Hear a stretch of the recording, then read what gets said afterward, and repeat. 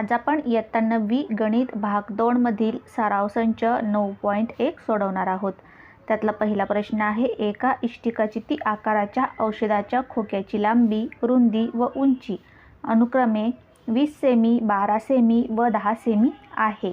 तर या खोक्याच्या उभ्या पृष्ठांचे क्षेत्रफळ व एकूण पृष्ठफळ काढा। या उदाहरणात आपल्याला काय माहिती दिली आहे ते आधी आपण लिहून घेतो।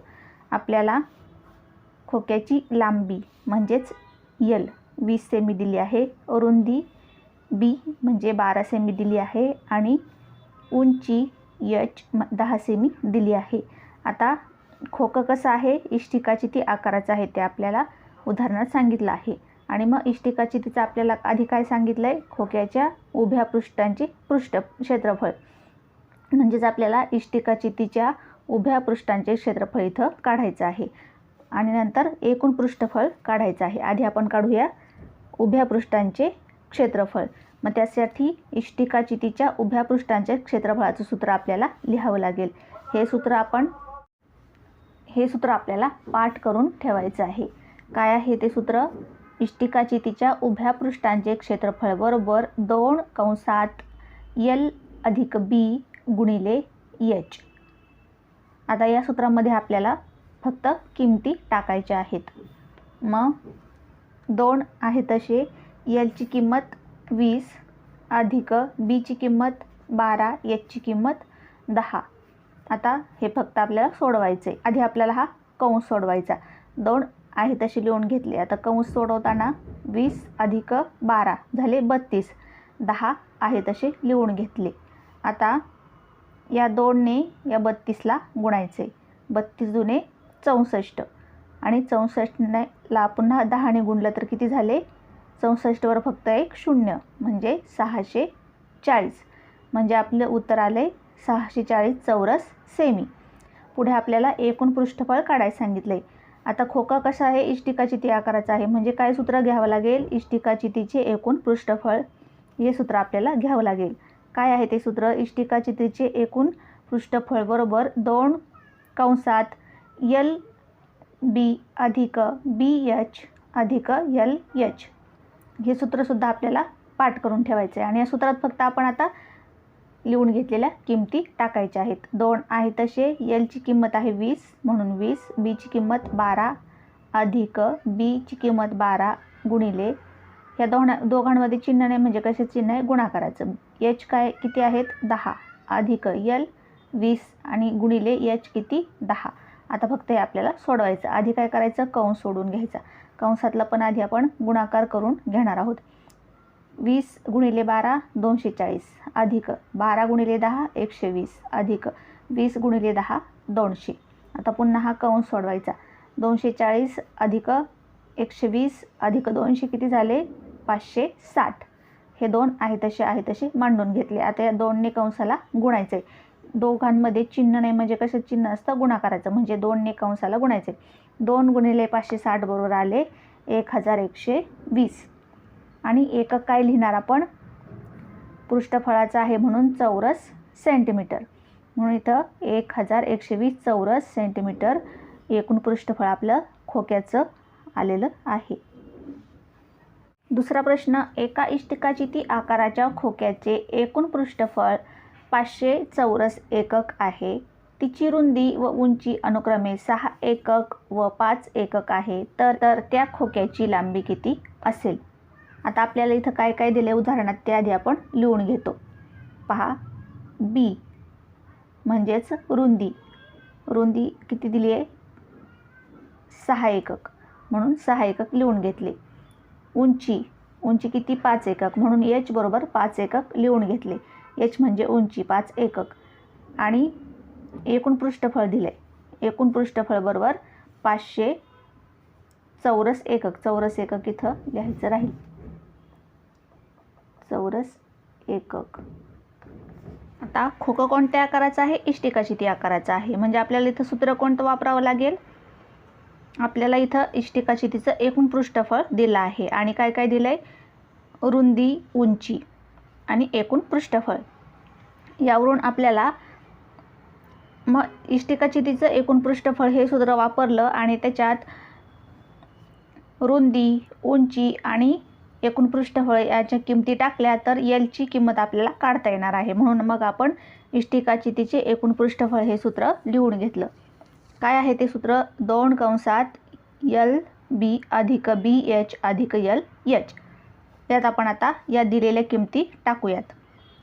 इष्टिकाचितीचे एकूण पृष्ठफळ किती आहे? 500 चौरस एकक म्हणून इथं लिहिले 500.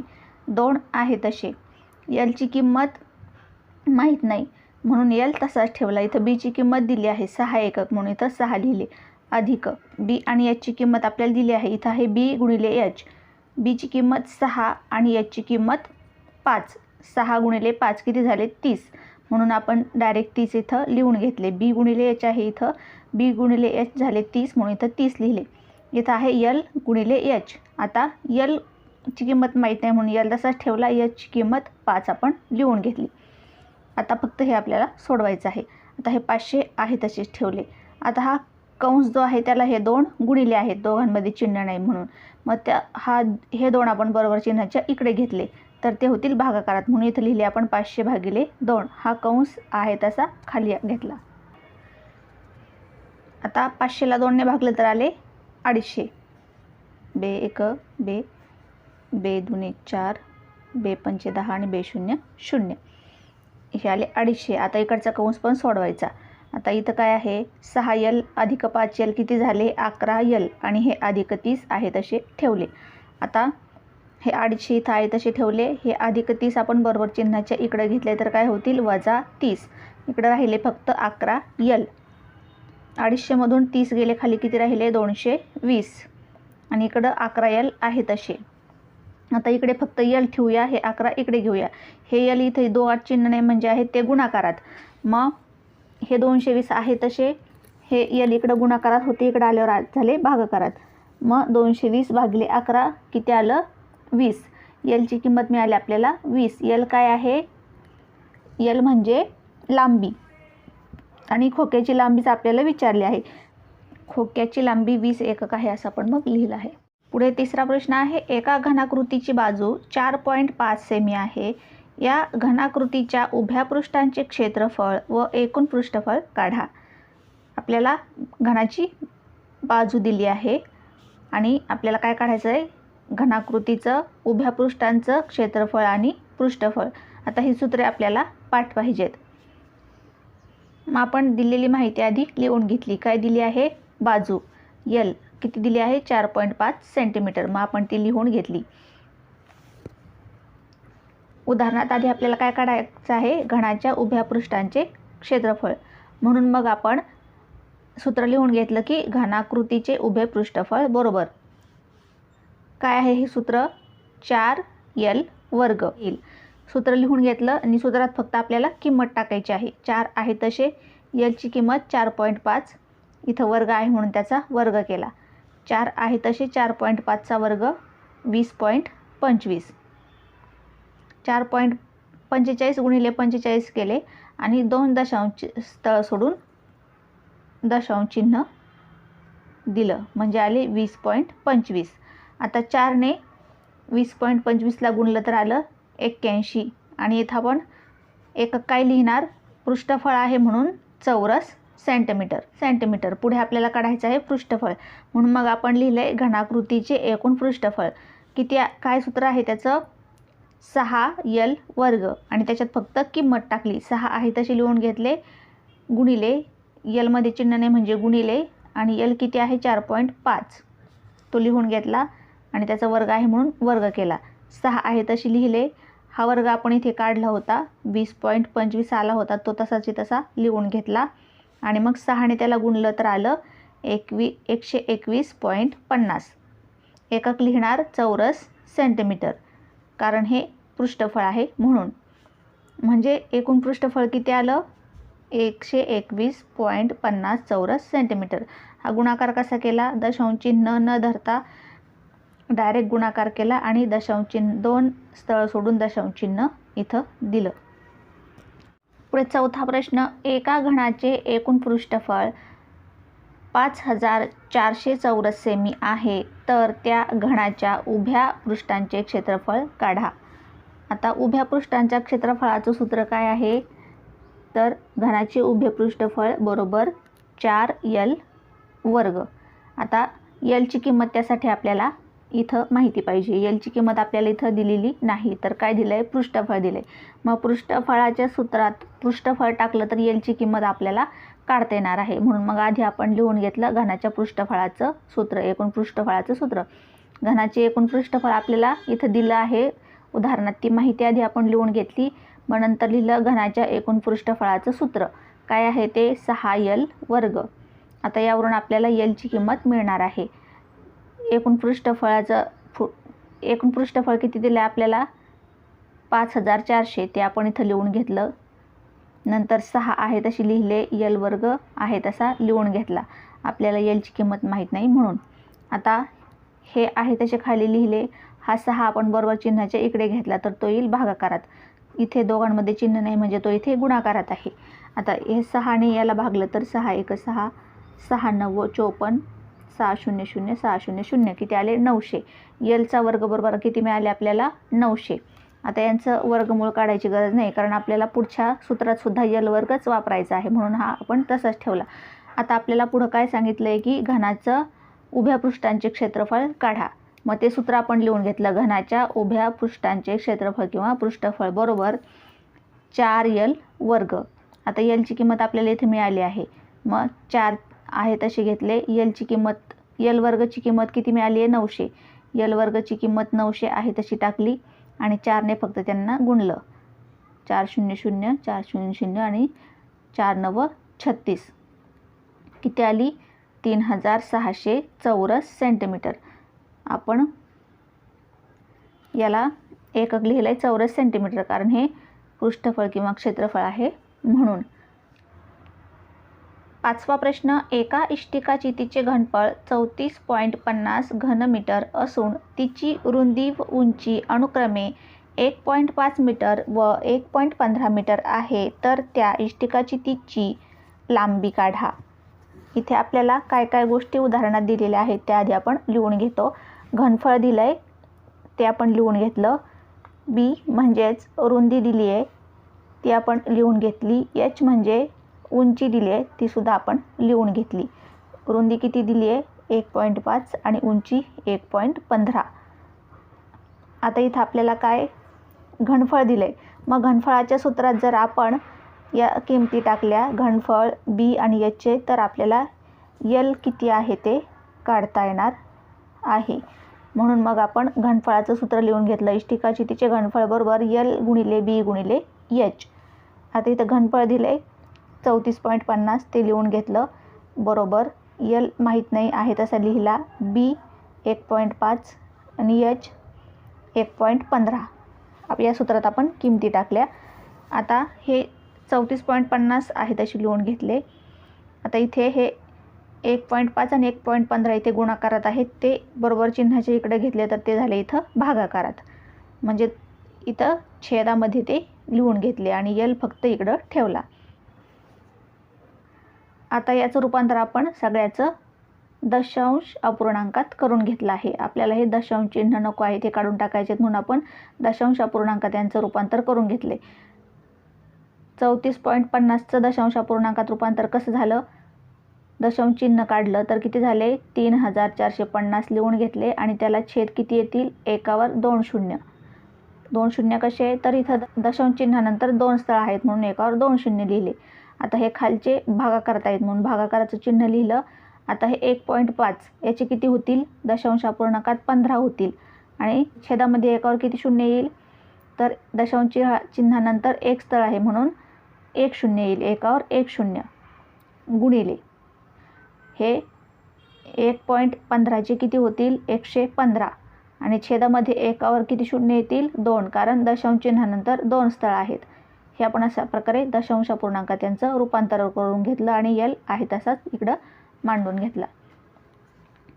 आता आपल्याला भागिले उलट गुणिले म्हणून हे आहे तसे ठेवले आणि भागिले उलट गुणले तर याचा व्यस्त आपण घेतो. गुणाकारात 10 अंशात आले आणि 15 छेदात आले. इथे 100 अंशात आले आणि 115 छेदात आले. एल आहे तसाच राहिला. आता हा सगळा गुणाकार आपण करूया. हा शून्य गेला, हा शून्य गेला, हा शून्य गेला, हा शून्य गेला. आता 15ने याला भाग होते पहा. 15 1 15, 15 2 30, खाली उरले 4, 15 त्रिक 45 आणि 15 0 0, 230 आले इथं. आता पुन्हा इथे 115 आहेत आणि इथे 10 आहेत. याला 5ने भाग जातोय पहा. 5 2 10, 10 आणि 5 2 10, खाली उरला 1, 5 त्रिक 15, इथं आले 23. आता ह्या 23ने या 230ला भाग जातोय. 23 1 23, 23 1 23, 23 0 0, किती उरले? छेदात काहीच उरलं नाही. 1 इथं 1 इथं 0 1, म्हणजे छेदात काहीच उरलं नाही. वरती किती उरलेत? 10 गुणिले 2, 10 2 20, म्हणजे एलची किंमत मिळाली आपल्याला 20. एल म्हणजे काय आहे? इष्टिकाचितीची लांबी. मग आपण खाली लिहिलं इष्टिकाचितीची लांबी 20 मीटर आहे. एकक काय लिहिणार आपण? मीटर. 6वा प्रश्न, 7.5 सेमी कडा असलेल्या घनाचे घनफळ किती? आपल्याला कडा म्हणजे एलची किंमत दिली आहे 7.5 सेमी. घनाचं घनफळ काढायला सांगितलं म्हणून घनाच्या घनफळाचं सूत्र लिहून घेतलं, एलचा घन. आता एलची किंमत टाकली 7.5चा घन. घन म्हणजे 3 वेळा गुणाकार लिहून घेतला. 7.5 गुणिले 7.5 गुणिले 7.5. आता यांचा सगळ्यांचा गुणाकार केला. काय करायचं? 75 गुणिले 75 करायचे. 2 दशांश तळ सोडून दशांश चिन्ह द्यायचं. पुन्हा त्याला 75ने गुणलं आणि 3 स्थळ सोडून दशांश चिन्ह दिलं. मग 75ने गुणल्यावर पुन्हा आले आहेत 421.875. आणि आपण एकक काय लिहिणार त्याला? घन सेमी, म्हणून इथं लिहिलं आहे घ सेमी. आता 2 दशांश तळापर्यंतची किंमत जर आपल्याला घ्यायची असेल तर 421.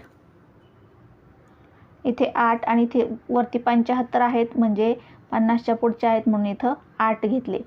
असं लिहिलं तरी चालतं. 2 दशांश तळापर्यंतची किंमत लिहायची असली तर 421.88 सेमी, घन सेमी. मग घनाचे घनफळ आपल्याला आलं आहे 421.88 घन सेमी. 7वा प्रश्न, एका वृत्तचितीच्या तळाची त्रिज्या 20 सेमी व उंची 13 सेमी आहे, तर त्या वृत्तचितीचे वक्रपृष्ठफळ व एकूण पृष्ठफळ काढा. आपल्याला उदाहरणात काय काय माहिती दिली आहे आधी ते आपण लिहून घेतो. इथं आपल्याला कंसात दिलं आहे की पायची किंमत 3.14 घ्या. उदाहरणात तळाची त्रिज्या आर 20 सेंटीमीटर दिली आहे, उंची एच 13 सेंटीमीटर दिली आहे. आधी आपल्याला काढायचं आहे वक्रपृष्ठफळ, म्हणून वक्रपृष्ठफळाचं सूत्र आपण लिहून घेतलं 2πr h. हे सूत्र आपल्याला पाठ पाहिजेत. 2 आहे तसे लिहून घेतले. पायची किंमत 3.14 टाकली, आरची किंमत 20 आणि 13ची एचची किंमत 13. आणि आता हा केला गुणाकार 1632.80 आणि याला आपण एकक लिहिलं आहे चौरस सेंटीमीटर, कारण हे आहे वक्रपृष्ठफळ म्हणून. मग आपण वक्रपृष्ठफळ काढलं. आता आपल्याला काढायचं आहे एकूण पृष्ठफळ.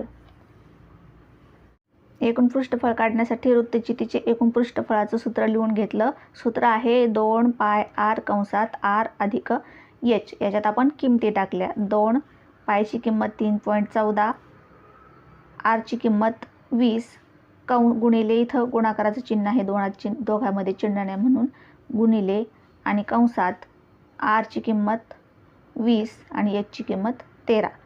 आता आधी आपण कंस सोडून घेणार. हे सगळे आहे तसे लिहून घेतले.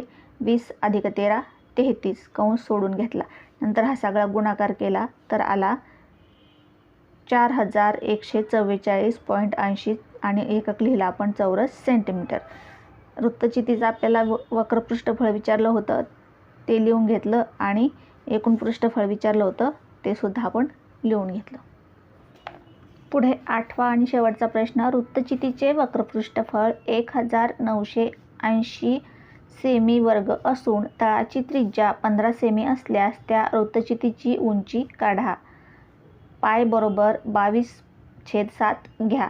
इथं आपल्याला वृत्तचितीचं वक्रपृष्ठफळ दिलं आहे ते आपण लिहून घेतलं. नंतर काय दिलं आहे, तळाची त्रिज्या म्हणजे R 15 सेमी दिली आहे आणि पाय दिला आहे 22/7.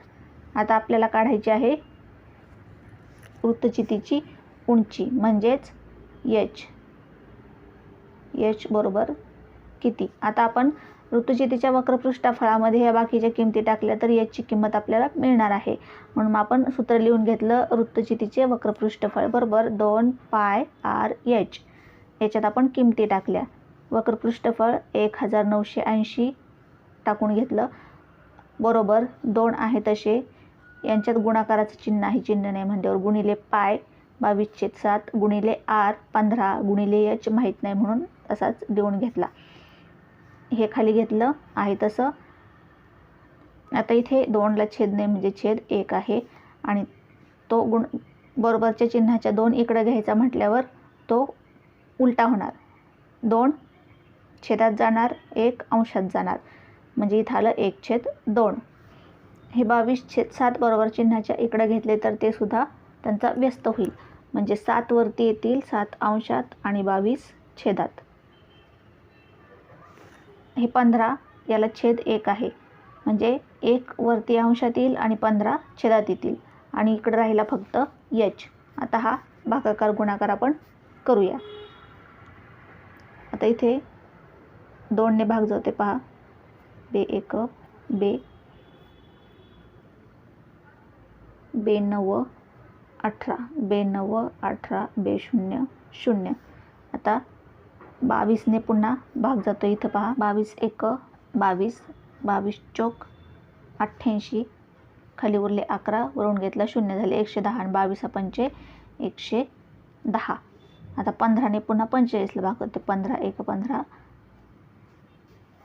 15 त्रिक 45. आता पहा छेदामध्ये काहीच उरलं नाही आणि अंशात काय उरलं आहे, इथे 3 उरलेत, इथं 7 उरलेत, म्हणजे 7 गुणिले 3 7 त्रिक 21 गुणिले हा 1 1ने गुणल्यावर 21च येतील, म्हणजे इकडं आले 21 आणि इकडं राहिला h, म्हणजे h बरोबर किती मिळाले आपल्याला 21. म्हणजे hची किंमत आपल्याला मिळाली 21. म्हणजे काय आहे तर वृत्तचितीची उंची, म्हणून आपण खाली लिहिलं वृत्तचितीची उंची 21 सेमी आहे. एकक लिहिणार आपण सेमी. अशा प्रकारे आज आपण हा संपूर्ण सराव संच सोडलेला आहे.